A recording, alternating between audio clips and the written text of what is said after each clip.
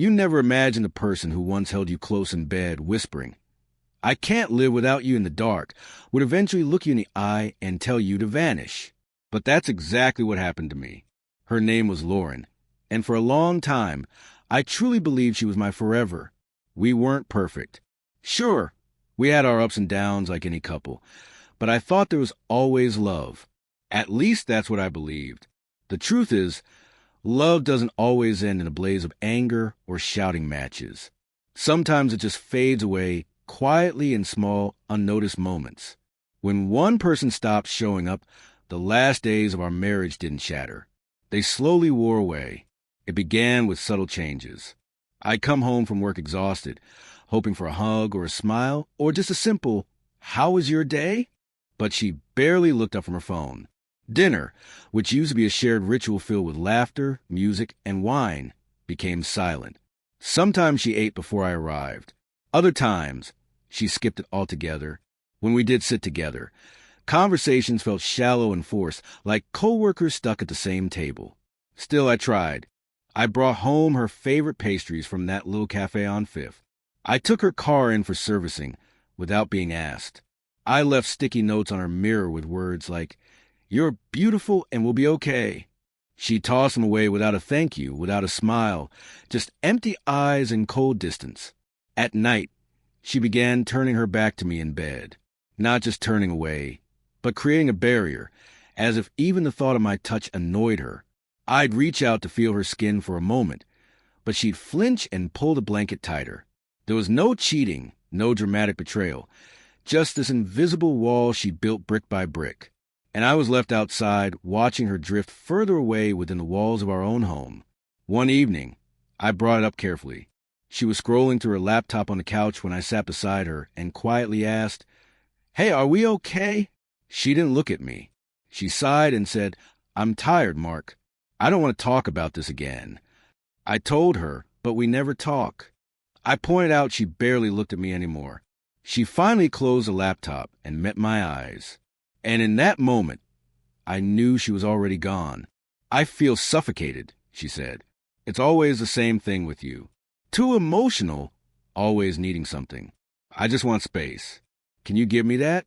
I'm not asking for much." I said, "I just want to not feel like a stranger in my own marriage." Then she stood up, walked to the kitchen, and muttered under her breath, "God, I wish you'd just disappear from my life." I froze. She didn't scream, didn't throw anything, just said it calmly with a cutting cruelty, like confirming the end of a contract. I sat there, hands numb, staring down the hallway where she had vanished. The woman I'd loved for 7 years had just told me to my face to disappear, like I was a burden, like I was nothing. And you know what's strange? I didn't say a word. I didn't argue or break down. I simply got up, went to the bedroom, opened my closet, and started packing. No dramatic soundtrack, no rain pounding on windows, just quiet drawers opening, hangers sliding off the rod, a man gathering what was left of himself from a life he thought would last.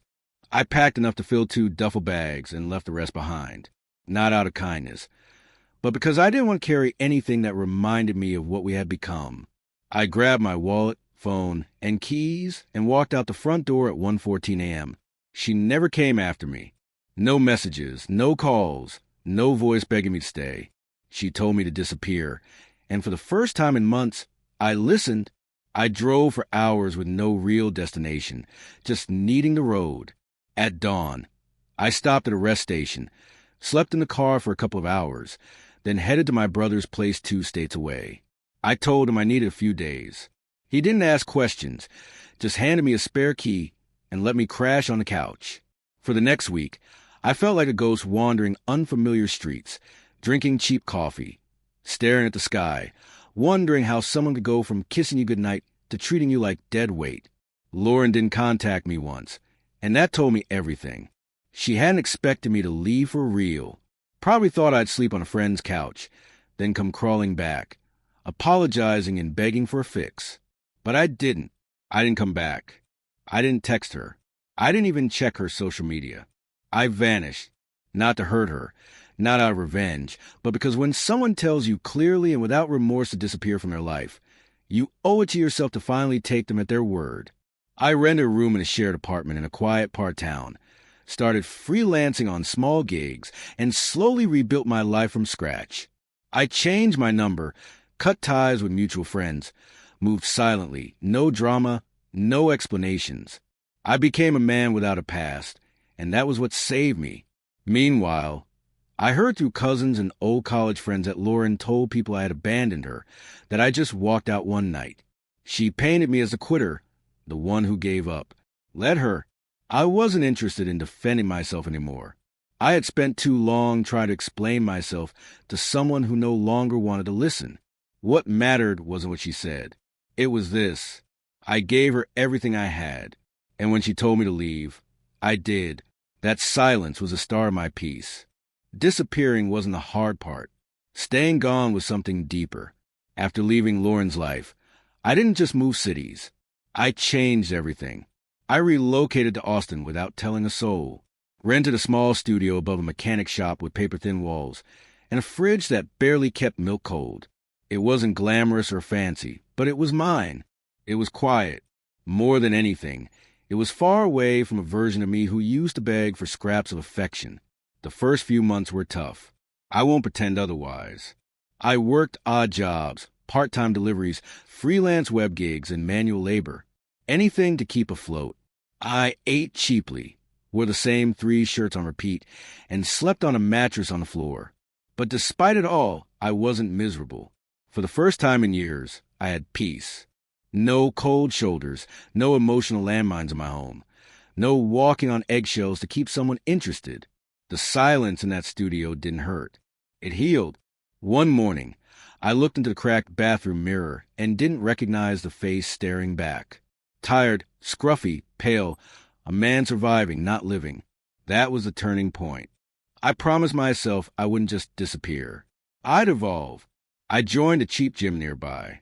Nothing fancy, just weights, sweat, and discipline. I went every day, especially on days I didn't feel like it. I started running early mornings when the streets were empty and the world hadn't woken up to judge me yet. The more I moved my body, the more my mind shifted. I began reading again. Books on psychology, discipline, business, and self-worth.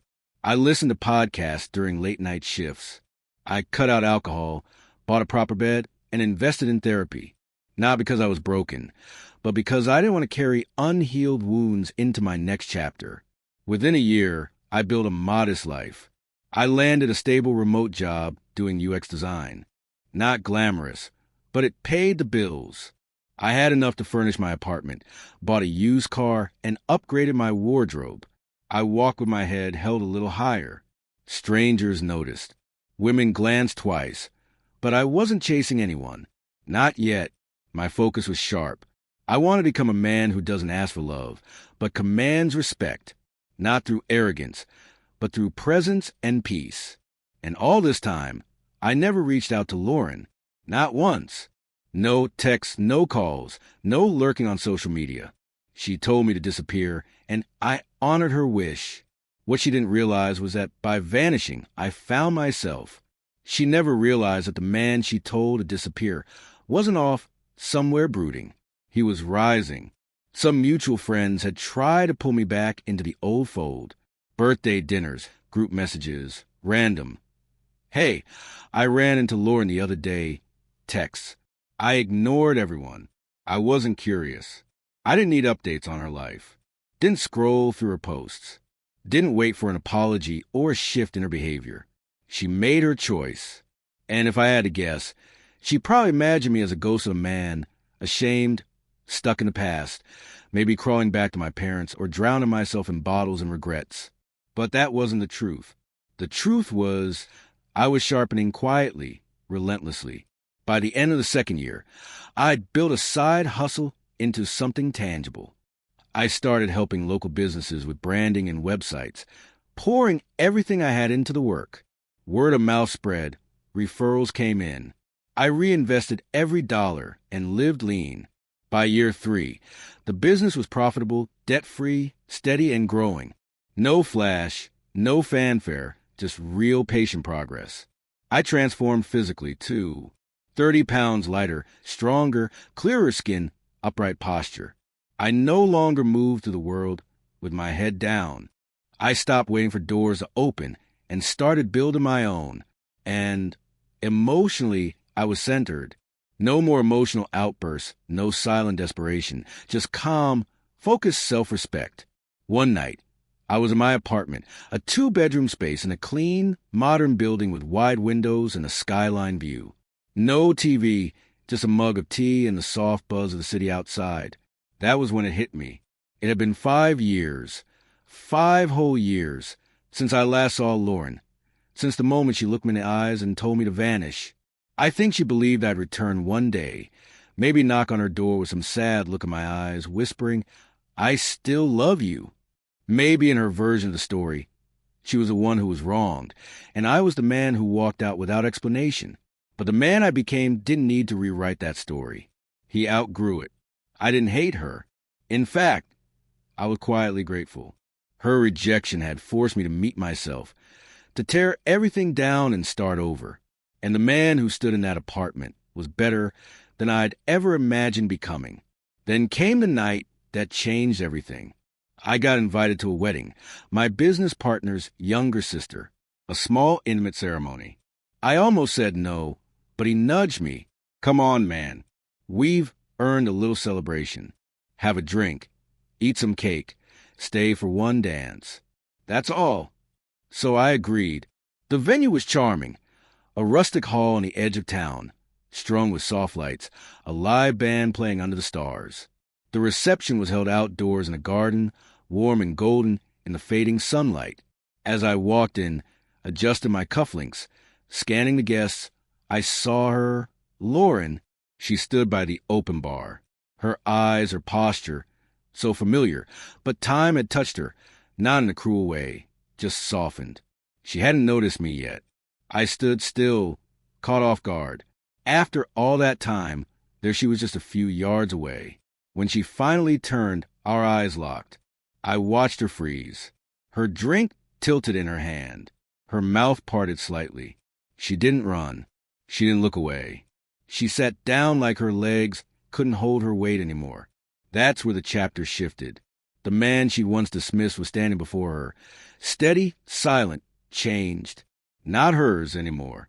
She hadn't expected this. She probably thought the past would stay buried. But 5 years is enough time for a man to move on, to heal, to stop looking back. And it's long enough for a woman to believe her choices never come back to face her. But the past doesn't ask for permission. It shows up when it wants. And that night, it walked into the room in a navy suit and polished shoes with a confidence she never remembered seeing in me. I arrived just before the ceremony, sat mid-row, gave polite nods to strangers, hands calmly folded in my lap. During cocktail hour, I stood on the patio sipping sparkling water, letting the vineyard's sunset wash over me. And then I felt it, that strange shift in the air, that quiet pull when someone familiar is nearby.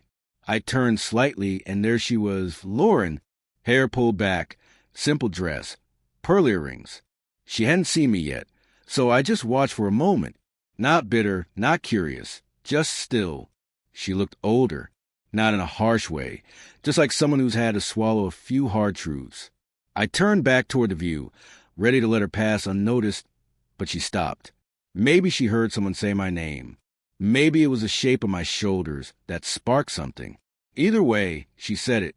"Mark." I turned. She stared like her mind was refusing to believe what her eyes were seeing. She took in my face, my beard, the way my jacket fit, the change in how I stood. And then it hit her. I saw it, that exact moment of recognition. Her breath caught. Her knees buckled. She grabbed the drink table to keep herself upright. Someone nearby reached to steady her. I didn't move. She looked at me like I was a ghost. Her eyes filled fast with tears, the kind that come out of nowhere when the past smashes through present. "I thought you were gone," she whispered. I kept my voice steady. "You told me to disappear." She stepped closer, voice trembling. I didn't mean it like that. I was angry. I was selfish. I stayed quiet. "Mark," she said, brushing tears from her face, "you look so different." God, it's really you. I nodded. It is. She searched my face like she was looking for the version of me she remembered. But that man was long gone. I tried to find you, she lied. I raised an eyebrow. You never called. Her face crumpled. I didn't think you'd ever want to speak to me again. I thought I'd ruined everything. And I did. She kept talking. I was so stupid. I pushed you away when you needed me. I thought you'd come crawling back like everyone else I'd pushed away, but you didn't. And I realized I didn't just lose a partner. I lost the one person who believed in me. Her voice cracked. She was crying openly now. I've changed, Mark. I swear I have. I'm not the same woman you left. And maybe she wasn't, but she was softer now, weaker, not because she was broken, but because she finally understood what her words had cost. I don't hate you, Lauren, I said gently. She looked up, eyes wide, hopeful. Then is there still a chance? I paused. 5 long years had shaped my answer. I'm not the one who disappeared. You are. You just didn't notice until I stopped waiting. Her lips trembled. But I still love you. I gave her a sad smile. Then love will have to be enough for you. And I walked away, not to wound her, not out of spite, but because when you finally learn to value yourself, you no longer wait for others to see your worth. Behind me, she stood there silent, broken, not because she didn't recognize me, but because for the first time, she truly